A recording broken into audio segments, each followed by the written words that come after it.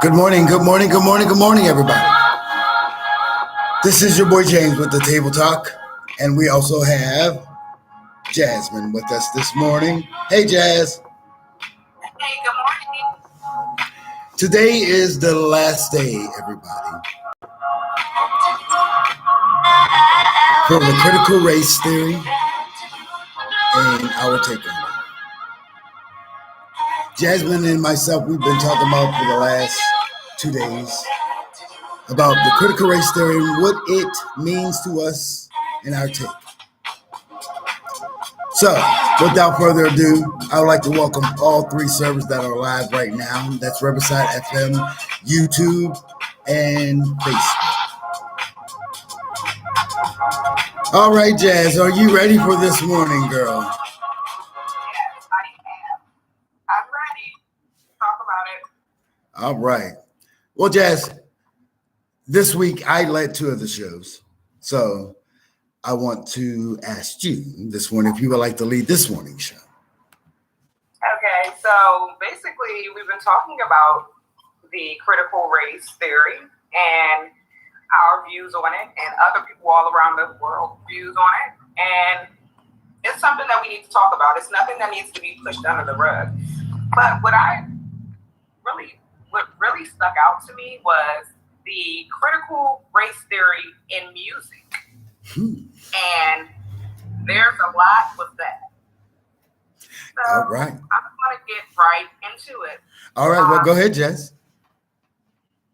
There was a summary, a little writing from this person named Rachel E. Sullivan from the University of Connecticut. And it's called Rap and Race. It's got a nice beat, but what's about the message?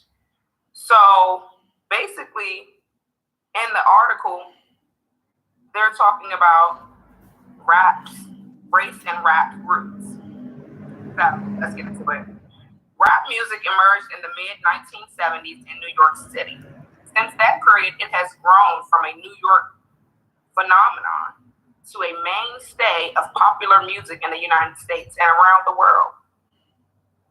McGregor, 1998, most of the research on rap music explores its history and development as a social movement and analyzes the content of lyric.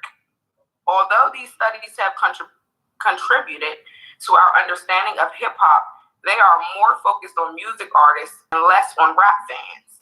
Thus, this article marks a departure. Man. Okay. So Jazz, during your research on this music part, where do you see critical race theory being used within some of the artists right now that, say, for instance, are popular, without saying names?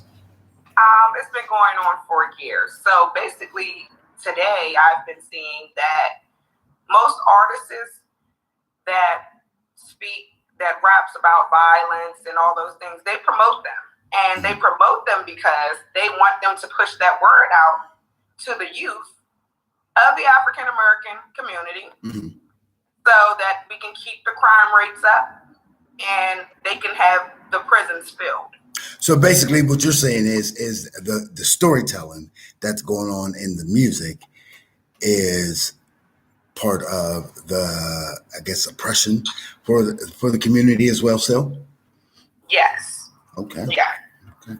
And I mean, and you and I had a personal conversation about this on yesterday, and I do think that there is not all artists, but a lot of them still do. You still are pushing that slave mentality type. Bro, I'm gonna shuckle and jive for you, master. Just give me a couple of your pennies.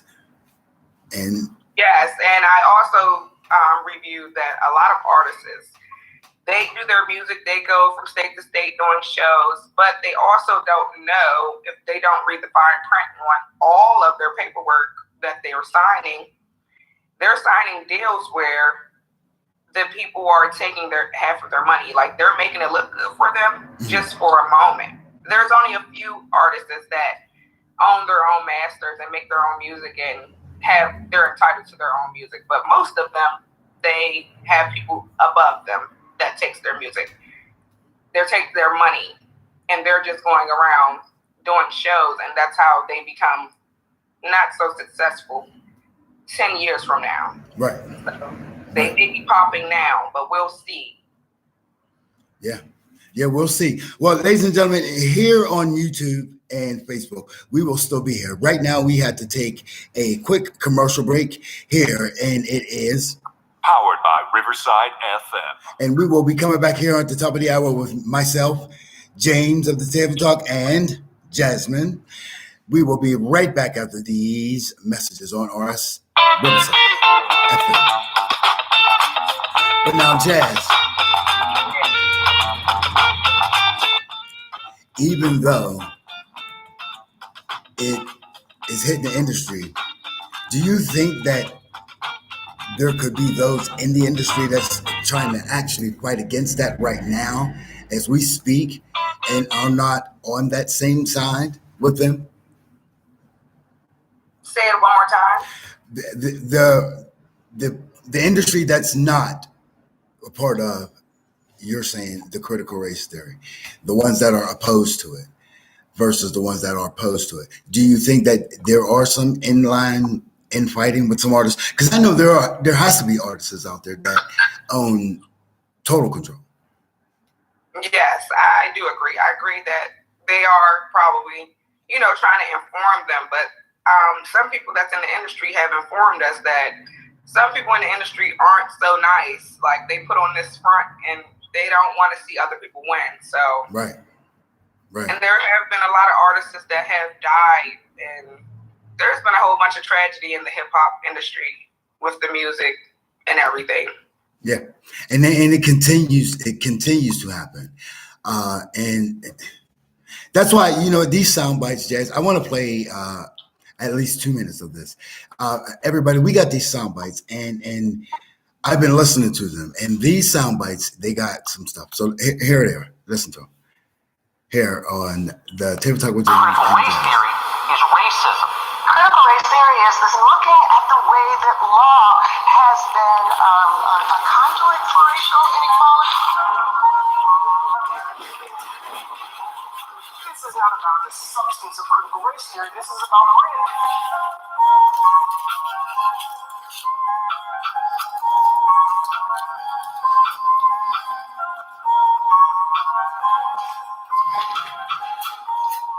Conservatives need to wake up that this is an existential threat to the United States.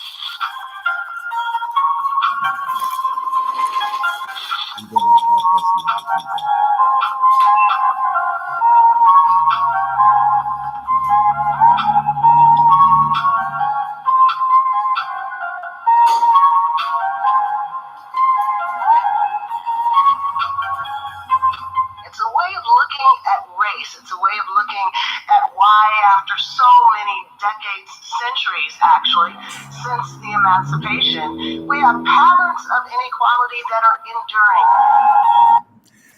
All right. Wow.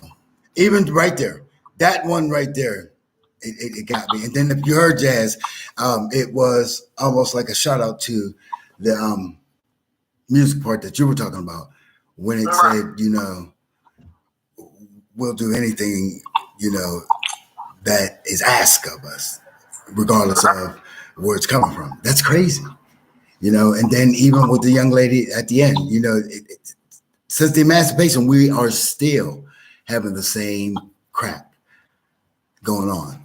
Those of you guys on Riverside .fm, I didn't forget about you. Thanks for joining us back. But we were already in conversation. We were listening to some of the clips from the critical race theory that we had obtained. Go ahead, Jazz. Back to you. Yes. So also it goes back to the radical criticism, critical race theory, and pre-writing analyst questions, as it's been a study for a while now. It's a lot of things consisted of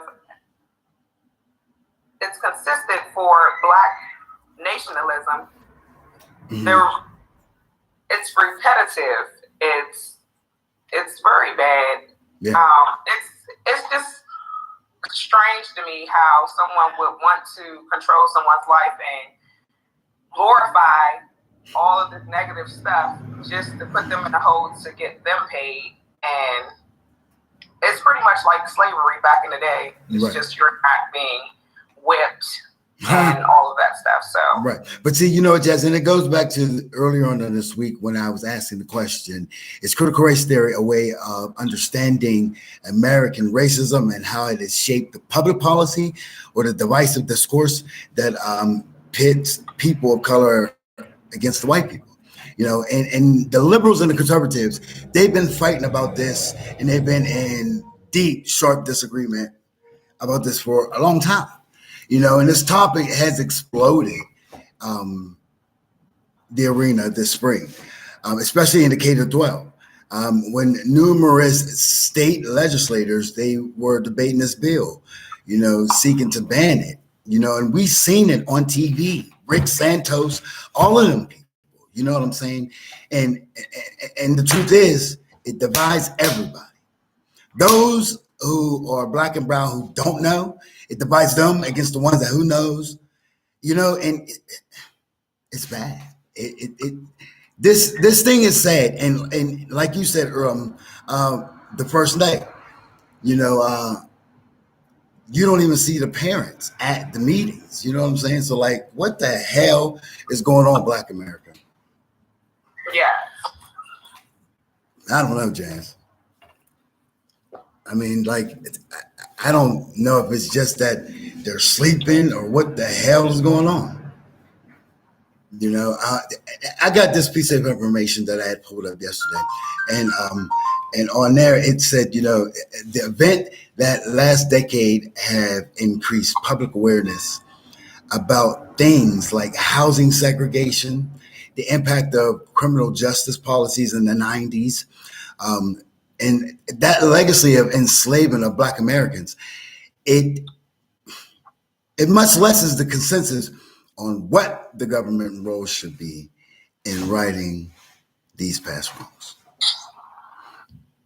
You know, add the children's schools into the mix of the debate, and it especially becomes volatile, very volatile. You know, and I'm sorry, you know, but I'm not sorry. You know, African American parents, you need to get involved in the education of your children, because the history that you know it to be partially, because it was watered down when we got it, is dwindling. We'll be right back here on Riverside.fm. Powered by Riverside FM. This is me and Jazz on the Table Talk with James. Okay, we can continue our conversation with YouTube and Facebook. Folks, I urge you, those of you out here that are watching it live or pre-recorded, I want you guys to send us questions. My email is here at James Fed Senior Vivid Horizons on YouTube. On Facebook, drop me a line and I can forward it on to Jasmine. Jasmine will also give you her information, and it will be listed on YouTube where you can email her at, and it will be listed on Riverside.fm and RSS.com where you can contact us. We would like you guys to get in on this conversation. This is not something that will just end today, but it will continue on. We're not finished with the conversation. I just have to take a moment break for all three services. It is needed because this is what pays the bills. All right, this is James and Jazz on Riverside.fm, RSS.com, YouTube, and Facebook Live. Coming back at you, people. We will be back after that. Is that Mayani?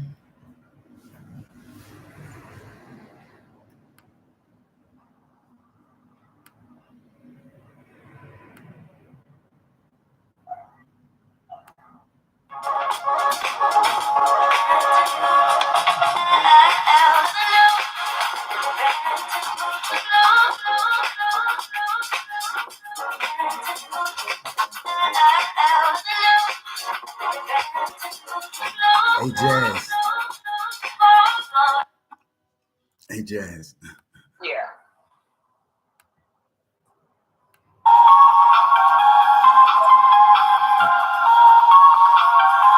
All right, ladies and gentlemen, this is James and Jasmine. We are back here at the top of the hour. We are back with the critical race theory.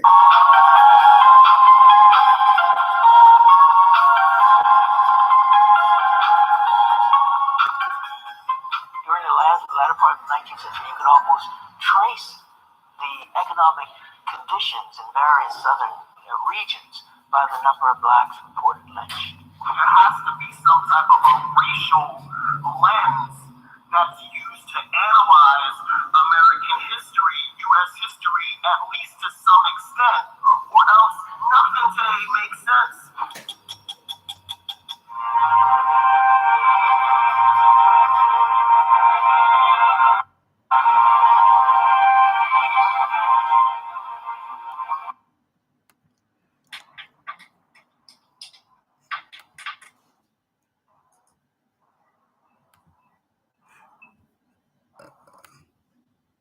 We're having a problem on Riverside. Don't go nowhere, Jazz. Ladies and gentlemen, we are still here with YouTube and Facebook Live. We are having a little bit of a technical difficulty on Riverside, but that is okay because we are still live here on Facebook and YouTube. You still there, Jazz? Yes, I'm still here. Okay. So at the bottom of the hour, me and Jazz was having the conversation on this critical race theory and what it meant to us. And Jazz, go ahead and finish what you were saying about the music industry and this critical race theory thought. Yes, I feel like in the music industry, there's a lot of things that's going on that distracts the artists from really focusing in on where we come from and what's the plan and what we need to do. They put all of this jewelry and stuff in their face and all of these fast cars, and they've all became blind to the fact of what we come from. It's not about because a lot of people be saying oh, you can't help other people because they'll tear you down and this, that, and that. I mean, for the most part, but at least if you put your foot forward to try something new to see what the outcome could be, then maybe, it wouldn't be so much backlash or talk about that. I feel as though there's a lot of wealthy Black people, and there should already be something in plan for, they have parties, they have get-togethers, they talk about stuff. I think that it should be more stuff talked about this critical racism theory because it's everywhere. It's everywhere. That's right. It is. Whether a person's acting nice to you today and taking your money tomorrow. So I feel as though there's a lot of wealthy Black people. Farrakhan is not the only one that's, should not be the only one going from state to state, city to city to talk to people on what they need to know, their history and this, that, and the third. There's a lot of Black people that have big platforms that can really be touching on this topic. Yeah, we can. Yeah. and that's the truth, Jazz. There's much more to do on the critical race theory thing. I can only say for my part that I urge the school boards, the superintendents, parents, teachers, principals, even if you're facing, backlash about the true curriculum that you're requiring in your schools, then I would say continue. It doesn't matter. History matters. That's what we need to stand on. And that goes across board. I don't care if you're Black, white, whatever your ethnicity is. Right. History matters. Right is right and wrong is wrong. Exactly. And I don't. It's not even a color thing. No. Because you can be white but have you can be any color and still get treated poorly. So it's not about even a color thing, but it is about racism. Racism isn't about a black or white thing. It could be different races. So we're not just speaking about a white person when we're saying, Yeah, we're speaking about all the above. You know what I'm saying? There is no special. Right, Puerto Rican, all different ethnicities. Everybody got to get on board for it to go somewhere and to be something. It no longer can be just, what are they teaching? They're watering down history, people. That's what the critical race theory really is about. It's a watered down history. And it's only the history of the white race. That's not fair. We got some more sound bites here right now. This is James and Jazz, and we are at the top of the hour of the critical race theory.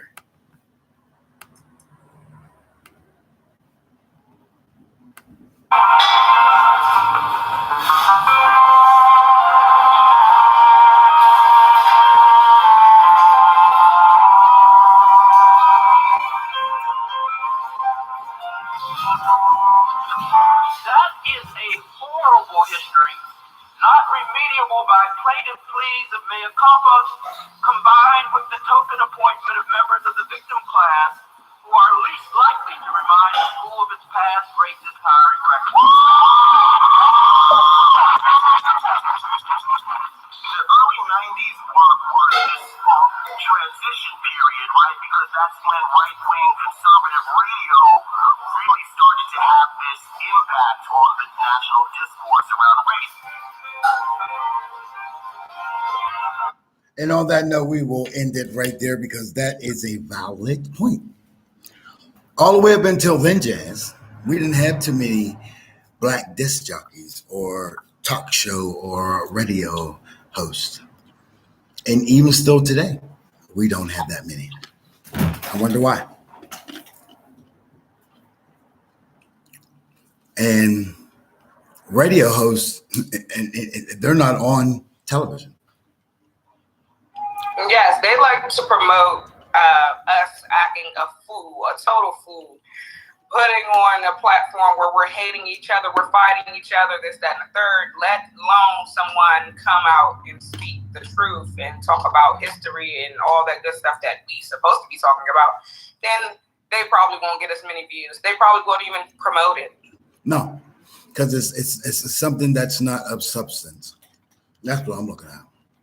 I mean, call it what you want, but I think if it's not Burberry or Dolce & Gabbana or any of those things above, sorry, I am, but no, if it's not fashion, then it's nothing. You need education, people.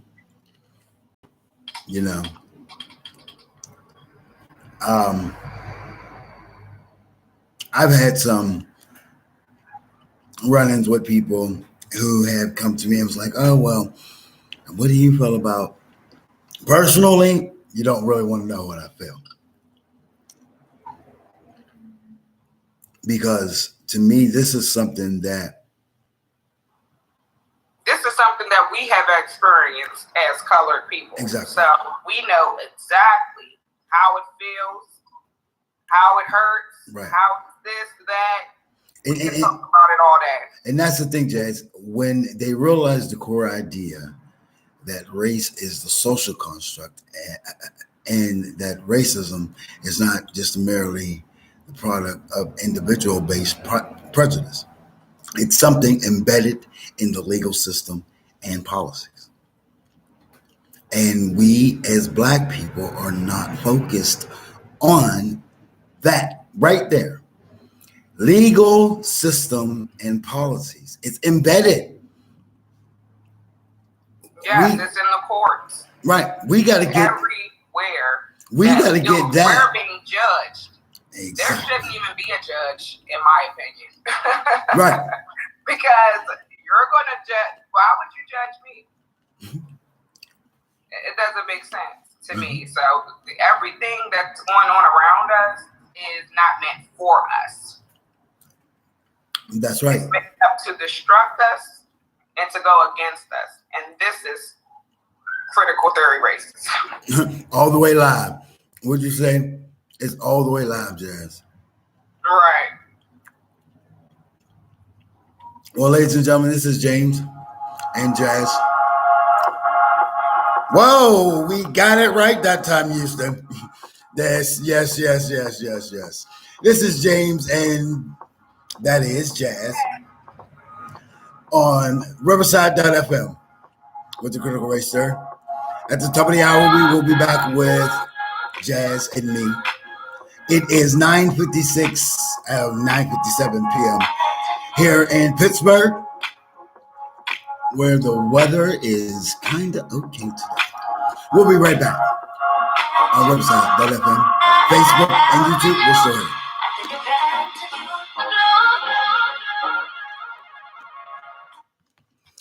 All right, Jasmine. So I got a little bit of info for you right here, some fact finds that I just did a little bit ago. I was on doing my good search, and I was asking when. So this was actually started in the 1930s. Government officials literally drew lines around areas deemed poor financial risk, often explicitly due to the racial composition of the inhabitants. Banks subsequently refused to offer mortgages to Black people in those areas. That is what we call modern day whitewashing. Do y'all hear that, people? So the critical race theory, I guess you could say, factors are put into so many different things that hold back Black and brown people. Now, that's not without going to say that it's not just with white people. It goes with any other ethnicity other than a Black or brown. Is that what the bank subsequently refused to offer mortgages to Black people in those areas? So the mortgages we get are way higher than the mortgages that they get. That's crazy. And I want to go on to say, for all of these oppressors, I feel like we're being disrespected all the way. Like if you go and fill out an application, it's going to ask you, are you Black? Black is not my color. So that's racism right there in your face. Like everybody's seeing that. Everybody. Yeah. So, and that's another thing. I don't think it should matter what color I am. Exactly. Get your job. My color should not matter on your application as to what. And the crazy thing about it is that it's still going on till this day. And there's been millions, trillions of people that have died for this change. And it's so-called change, but it really did not change. Like, it's still the same. It's just not full force. Exactly.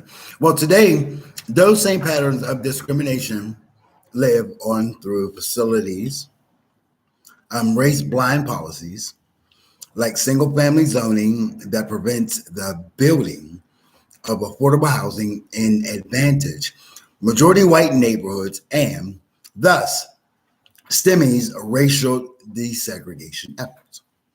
Now, CRT also has ties to other intellectual currents, including the work of sociologists and literary theorists who they study links between power in the political and social organizations and language.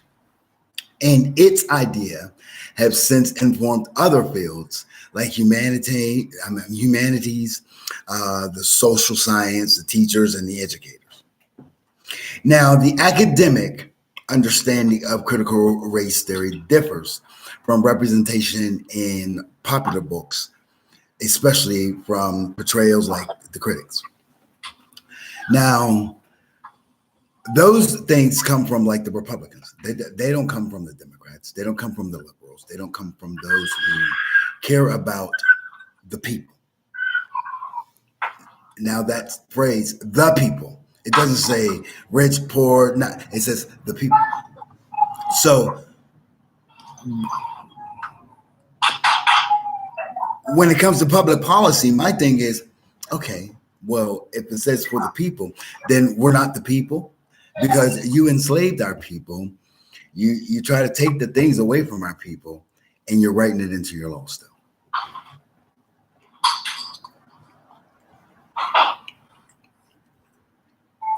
And another thing I want to touch base on is the education. I feel as though there's a lot of people that are taking on jobs that they just want to be paid for and not really have a passion for it. Because if you don't have a passion for teaching, you should not be a teacher. Exactly. If you don't have a passion for being a caregiver, you should not be taking care of people. Right. If you don't have a passion to help one another, you should not be in a position to help people. Exactly. A lot of times we go in places that you're supposed to be getting help and they're giving attitude and they're giving this and that, and I don't understand. It's just a lot of stuff that's going on that shouldn't be. Right. There's not a lot of genuine people left. And that there isn't. I apologize. I was reading a text message. My thing with the education system, it goes back to what you were saying earlier in the week, Jess. The parental involvement also helps the curriculum. So you have 85% of your African American students' parents not attending. How's that going to affect anything? So it goes back to we have to start self-monitoring. Yes, we have to step it up. Exactly. Because if we don't, then we're screwed. You know? And that's how I look at it. This is James here in Jazz on Riverside.fm.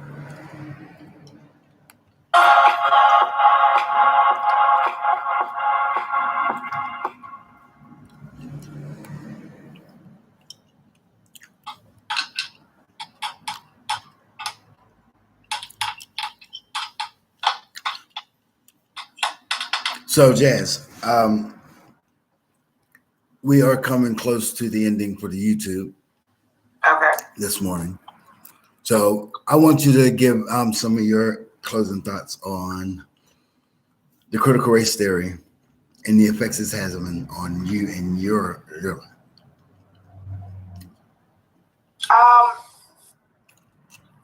When I'm speaking about it, as I was saying earlier,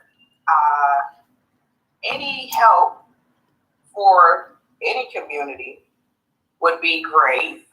I feel as though people like to judge like low poverty people because they're up or whatever the case may be, but everyone is in the same boat, whether you have $1 million or $10.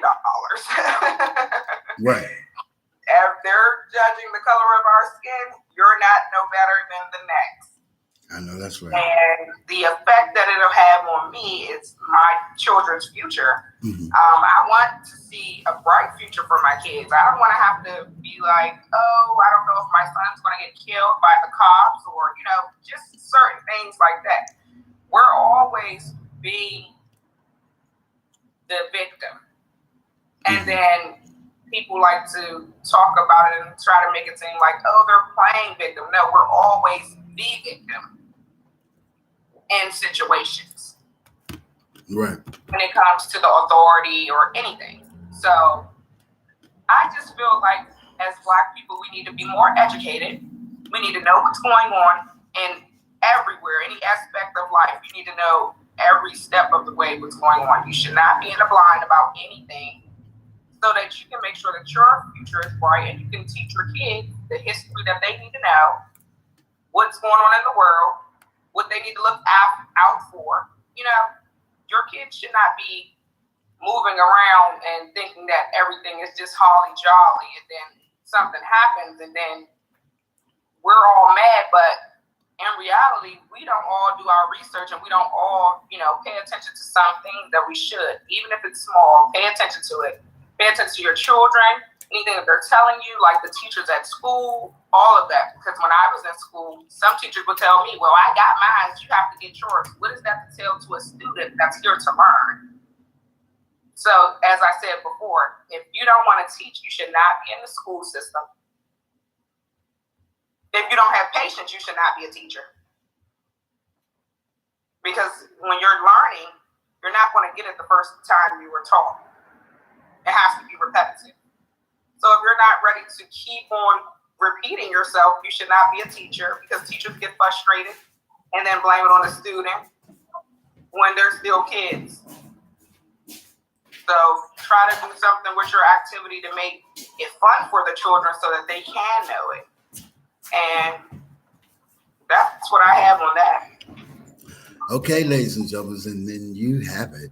Jasmine has given her take on the critical race theory.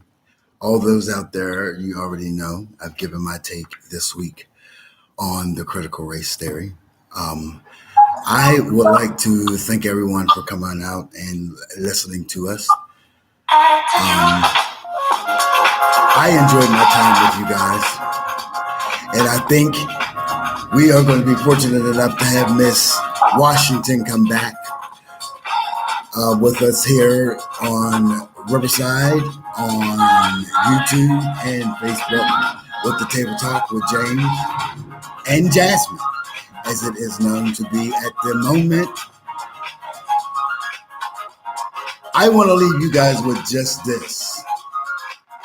And it's very simple.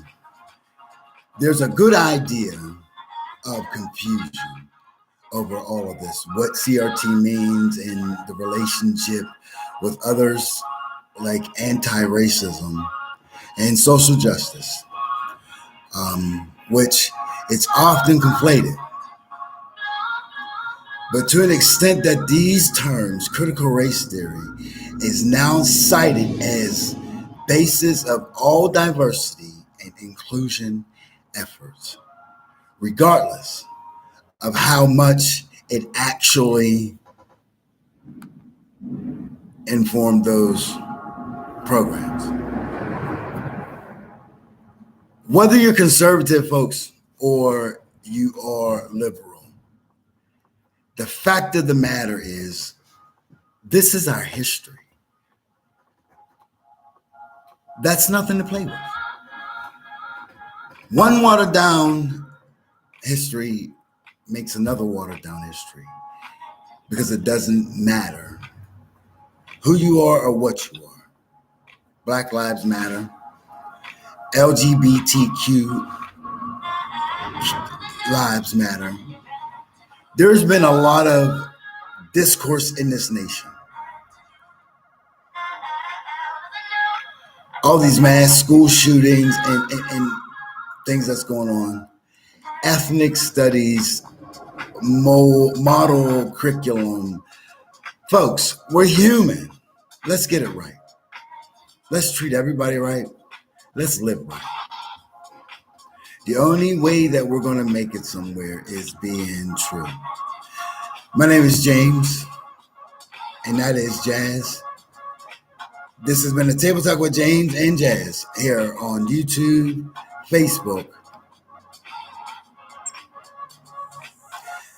Good day, everybody. We will see you tomorrow. Tomorrow we will have what is on the down low. So pay attention. Have a good day. With James and James. See ya.